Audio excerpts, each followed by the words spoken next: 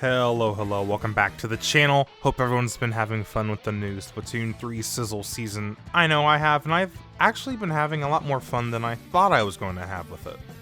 I've been trying all the new weapons, and when these weapons were first revealed, they were very controversial on Twitter, as they featured many utility sub-weapons instead of the traditional, bombs.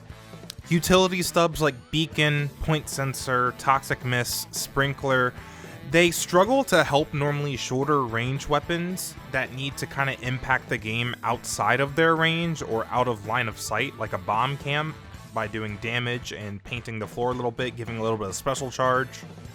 With no buffs to these sub-weapons in the 4.0 patch, the optics for these weapons going in already were just not looking good at all. But there are certainly some dark horses in these new weapons that have a potential actually to make a splash in competitive play. I'm going to talk about my first impressions with all the weapons in Sizzle Season, and I want to tell you which ones that actually I think could be competitively viable in Splatoon 3. Subscribe if you want to see more, and let's go ahead and get started.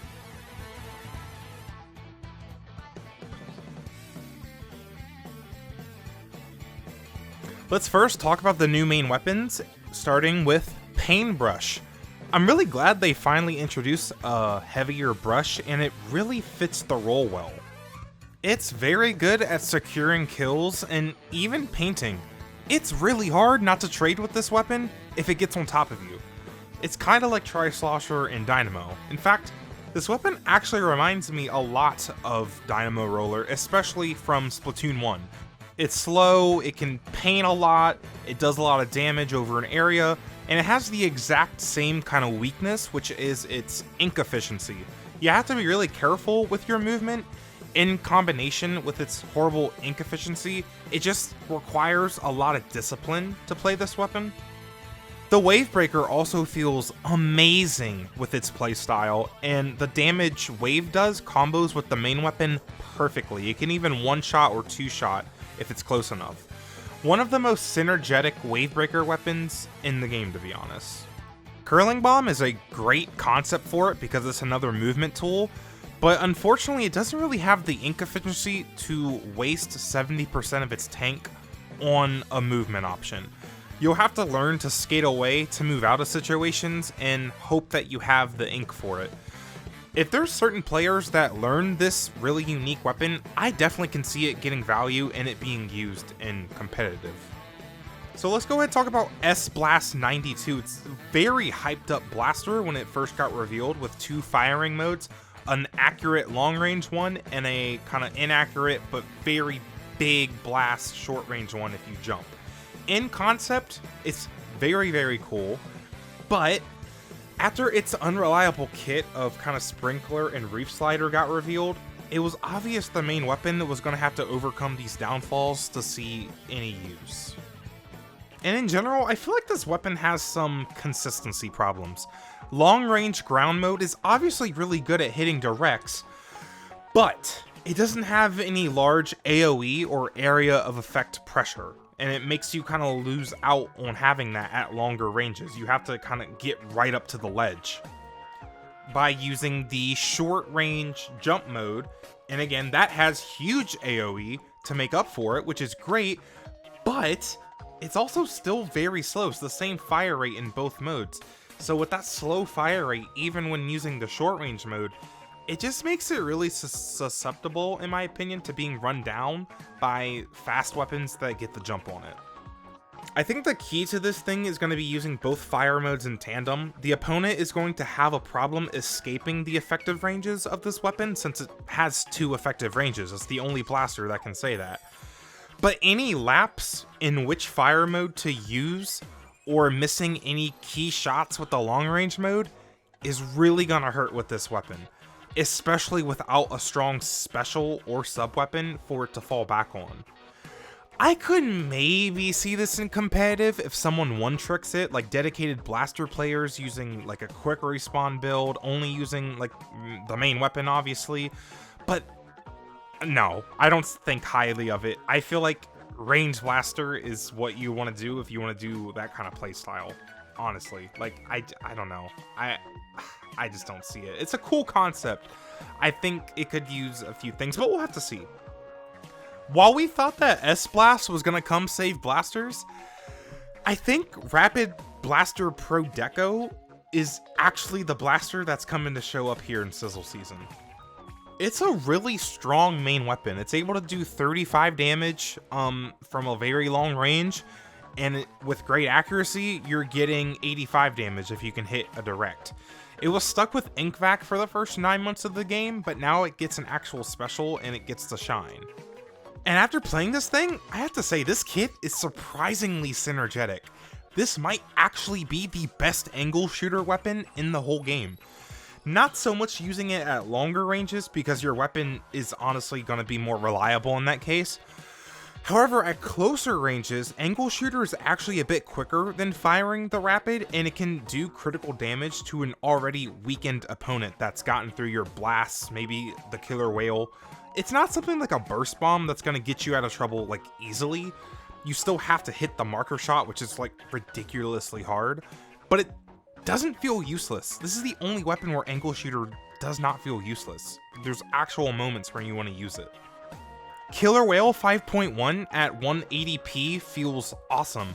Whale's already doing plenty of chip damage at opponents that you're already probably shooting at, and that can make them even move into your blaster shots if they're trying to move away from the whale. And again, at 180p, the ability to stay back farther, you're able to get so many like whales compared to normal like blasters or just your special, and I think that's when this weapon really starts feeling good. I think this weapon will definitely be seeing use in competitive, especially with the possible absence of Sloshing Machine after getting nerfed really hard in this last patch. As something with area of effect damage, Rapid Blaster Pro Deco might be the answer, but Killer Whale's reliability isn't as high as something like Booyah with retaking, so we're just gonna have to see. We will be seeing it though a little bit. We will be. So, I love the Rapid Blaster, the new Rapid Blaster. Not a big fan of this next one, H3 Nozzle Nose D. I've never really been a fan of the H3, just to preface this. Despite its range and its decent paint, the margin to hit a full burst on someone and the punishment for missing in situations, it just makes the weapon feel awful to play for me. However, people have practiced this weapon, they got pretty good with it, especially in Splatoon 2, and now they have an actual kit in this game that doesn't just have Cooler, which is just weird for H3. A Splash Wall, Big Bubbler, obviously seen as something that could hold space really well. While I don't think it's going to be able to do that as well as the Cherry H3 in Splatoon 1 with a very similar kit, as it kind of just struggles to handle weapons that rush it down in its bubble, it's a decent supportive option that can have some impact in fights. This is one of the weapons that have a lot of dedicated players to it, but outside of those few players that will one-trick this thing, I really don't see it getting much value. With Bubbler getting buffs, my opinion on this thing though could probably really easily change. H3 is just admittedly not my thing. So, a weapon I do know a little bit more about is the Splatana Wiper, and Splatana Wiper Deco looks really good at first. Wiper is seen as a really insane main weapon with its movement. If you put missiles on it, that's one of the best specials in the game, and then it also has beacons to kind of support the Wiper's aggressive play. Great, it sounds really smart. It sounds like this whole kit is just so perfect. But it really doesn't come together once you start playing it, in my opinion. So, Here's the thing. Wiper is seen as a very powerful weapon because of its movement. So what the vanilla Wiper was doing is it can poke from the sides or the back and use its movement to skirmish around opponents that let its kind of longer range teammates get in while people are trying to shoot at the Wiper. Their teammates get in and, actually get the kills.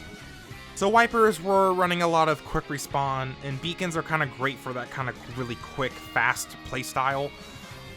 But you would rather actually have a teammate be placing the beacons. When you're going in and running it down, you don't want to be the one having to spend seconds and spending most of your ink tank to place a bunch of beacons down for you to jump back into. No, like that's just a waste of time. That's slowing your play down too much. This Like, the vanilla Wiper wants to be on the enemy side of the map, tanking resources, tanking attention. So it's not really an aggressive weapon in my opinion. It's more of a supportive weapon, okay? That's just obvious to me.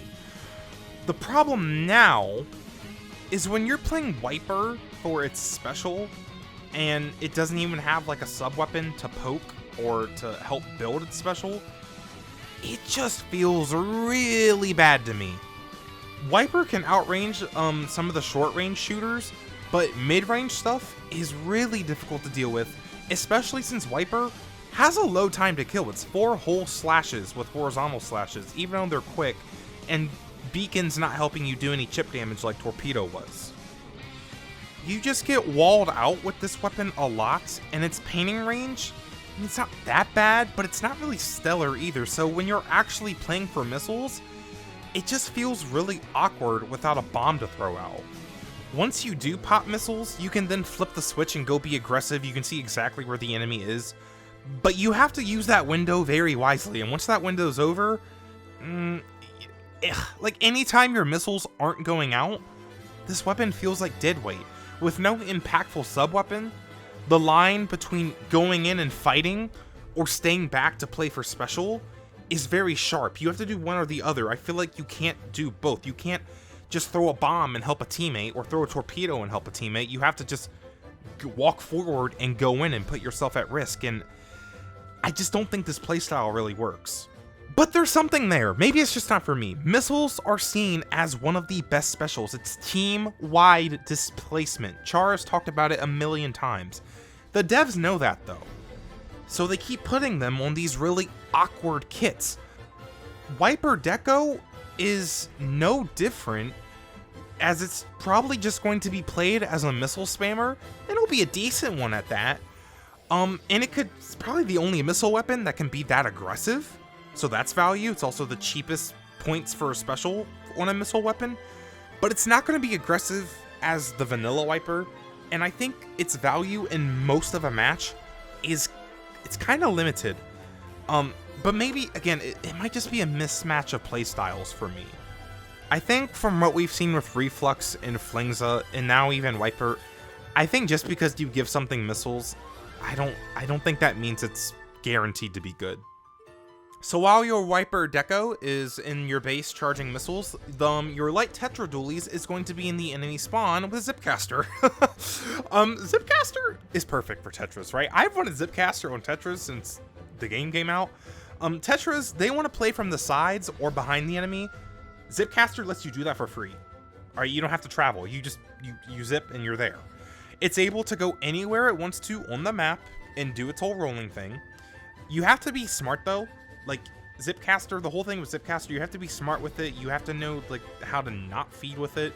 And the mechanics of using Zipcaster with Tetra are gonna definitely have to be practiced and refined. But the distraction that this thing can provide is gonna be crazy when people get good with this thing. Hot take, but Sprinkler's kind of fine. I mean, since the special is like really good for this weapon, like Sprinkler to charge your special, hey, it's better than what Wiper Deco has. I wish Wiper Deco had a Sprinkler, but I mean, Tetras, they don't really need a sub to get in most of the time. Sprinkler actually feels a bit valuable to Tetras. Like throwing a Sprinkler at someone and then doing your whole like 4-roll thing kind of looks overwhelming. It's a lot to shoot at. There's a lot going on. But the Sprinkler just needs like some buffs. It just needs a bit more power to it. It's not really the star of the show here anyways though, like who cares? I'm really excited to see high-level Tetra players push Zipcaster, and we're definitely going to be seeing this in comp. Maybe alongside the Reef Slider one too for like zones or something, but we'll see. So Splattershot Nova's been a bit of a meme since it came out because it's just a really weak shooter with a 5-shot kill. They buffed its paint, which is great. This one, though, is surprisingly good. Maybe it has something to do with they gave it the best special in the game at the moment with Inkjet. It's a very simple and effective game plan, so let me break it down. This Splattershot Nova is going to paint the entire map. It has a lot of painting range. It has also mobility when it's painting, so it can just paint a lot and really easily. It's going to be able to space out anything that's not able to paint. So you're gonna be able to kind of keep some players back with your paint, and look, it paints a lot. I'm dead on that. So use a bunch of special charge. Once you start getting pressured, once they start like using resources against you, they push you back a little bit. That's when you pop your Inkjet, which you should have because you have special charge and you're painting the entire map. Inkjet's one of the best specials in the game right now. It's able to flush opponents out of an area or punish them if they stay. It's a shame it has Ink Mine because, man, this thing just pops Inkjet, takes its space back. It's getting a lot of Inkjets. It's a shame it has Ink Mine because something like Burst Bomb would have really let this weapon do a lot in fights while it's working towards its Inkjet. And it's just kind of a shame because you're just kind of painting, right? You can't really help in fights much. You have mobility at least, so you can kind of get in there and like space and like get back out, but it's not going to be reliable. Ballpoint might just outclass this thing though. The Ballpoint Splatling has Fizzy Bomb and Inkjet. Ballpoint can paint pretty decently too. But Ballpoint's not going to be able to run as much special charge as Nova. We might see this weapon in competitive, but people are probably just going to run Ballpoint, maybe even 2 Ballpoints instead, because it has an actual bomb to help in fights when it's working on its Inkjet. So, I don't know. We're going to have to see. But if you want to spam Inkjet even more, then maybe this is the weapon you pick. Y'all, the stocks for Tensabrella are on the rise. It's hard for a lot of weapons and specials to deal with its shield. And now that it's not stuck with an ink fac, it's able to actually kind of do its game plan, which is stubbornly take space. If there's targets shutting your shield down now, you pop your Zuka and you delete them. This might be one of the better Zuka weapons in the game, since you can technically just pop a shield and then before you use your Zuka, and now you're a lot harder to punish. Tent players are on the rise, certainly, especially with this last patch giving more bug fixes to the shield. We're definitely going to be seeing this in higher levels of competitive. Tensabrella has a lot of value when played correctly. It can just take a lot of resources to deal with, a lot of attention, so I'm excited to see it. So Heavy Splatling Deco, I used to main this thing back in Splatoon 1 with this exact kit. And this thing literally feels like a time machine to back to like 2016. This weapon at first doesn't look that impressive. Kraken hasn't had the best reputation in Splatoon 3, but the Kraken's actually doing a lot for this thing. I feel like Heavy Splatling is really good at just keeping the map painted and punishing people who overextend really easily. It requires a decent amount of specials or resources to push a Heavy Splatling out of position. Where Kraken plays a part is once you start getting too pressured, similar to Anarchy Nova, you pop your special, so you pop Kraken, and you're able to stall and buy time for your team, getting picks if people don't respect the Kraken. This strategy works better, I think, in Rainmaker and Clams, maybe Tower even, and it can easily just completely stall the objective from advancing. I think Kraken on all the really small choke points on this map become really hard to deal with, right? Like, it's like you want to ignore the Kraken, but if it's literally coming into the choke point, it's kind of hard to move away from it. Point Sensor gives this weapon some synergy too, because it's really hard to dodge a Kraken when they have you marked and they can see exactly where you are. The Kraken also just lets Heavy have confidence to play really, really aggressive, and this is what I remember from Splatoon 1, just being really aggressive with this weapon. Even with a charge, Heavy Splatling is a monster main weapon. Alright, it kills really quickly, has a lot of range. This weapon is going to control the game more than I think people realize. Certainly more than 96 Gal Deco could with Kraken, and I definitely see people using this in comp, especially in Clams and Rainmaker. Custom dually Squelchers actually have a lot in common with other weapons I've already talked about. It's got a beacon, and normally it's really aggressive, kind of like the Wiper, with its like really insane movement, which dually Squelchers also have. But the main weapon is also very difficult and normally requires a one trick to really master the weapon, kind of like H3 Nozzle knows. This kit with beacon and Super Chump, it has some charm, to be honest. I think you play it a bit slower than what you would do VDS. Putting beacons down with this weapon feels a bit better than it does with Wiper, as I feel you actually hang back a bit more, or you can at least afford to because you have more painting range. And when you don't have an opportunity to go forwards, you're in a pretty good position to go ahead and just put beacons down. Super Chumps have some synergy with this weapon, even if the special still feels really underpowered after the buffs. The game plan is basically you go in, you fight in your chumps, you use them as little mini shields, but it's just not really reliable.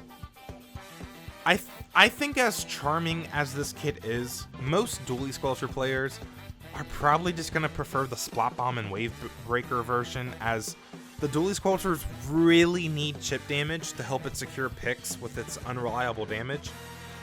However, unlike Wiper Deco, I actually think this weapon's a bit easier to try and build a team around.